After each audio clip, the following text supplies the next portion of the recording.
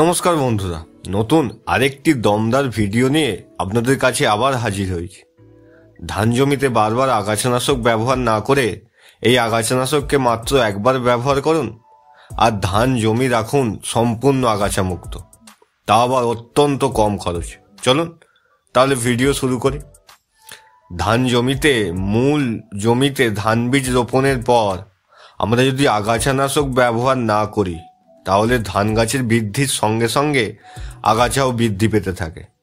এর ফলে আপনাদের ধানের বৃদ্ধি আশানুরূপ হয় না, ফলে ফলন কম হওয়ার সম্ভাবনা থাকে, এমনকি আগাছা নিড়ানোর খরচও অনেক বেশি হয়ে যায়। তাই আমরা অনেকেই পেটিলাক্রো লিকুইড ও সাথীকে ব্যবহার করে থাকি, এতেও কিন্তু খুব ভালো রেজাল্ট পাওয়া যায় না।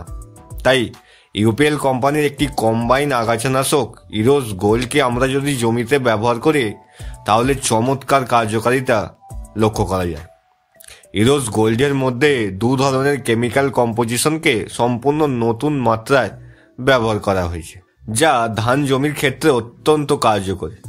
ইরোজ গোল্ডের মধ্যে পেটিলাক্রো 30% ও পাইরাইজো সালফোরোনিথাইল 0.75% WG ফরম্যাটে অর্থাৎ ওয়েটেবল গ্র্যানুয়েল অর্থাৎ জলে গুলনশীল দানাদার অবস্থায় পাওয়া যায়, যা খুব সহজে জমিতে ব্যবহার করা যায়। চলুন বন্ধু, এবার দেখুন ঠিক কখন কিভাবে আমরা এই আগাছানাশককে ধান জমিতে ব্যবহার করব।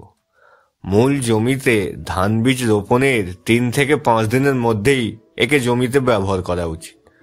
ধান জমিতে যে কোনো ধরনের আগাছা বেরোনোর আগে আমাদের এই আগাছানাশক ব্যবহার করতে হবে।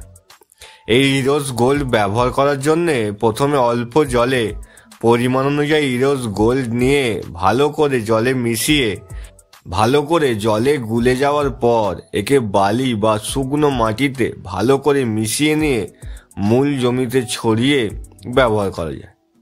বন্ধু, ইরোজ গোল্ডের ব্যবহার মাত্রা হলো প্রতি একর জমির জন্য অর্থাৎ 3 বিঘা জমির জন্য 800 গ্রামের একটি প্যাকেট, অর্থাৎ বিঘা প্রতি প্রায় 266 গ্রাম মতো ওষুধ।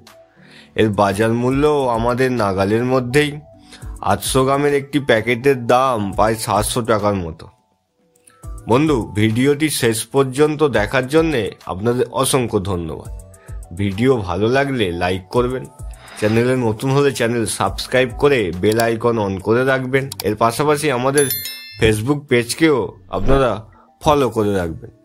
ধন্যবাদ।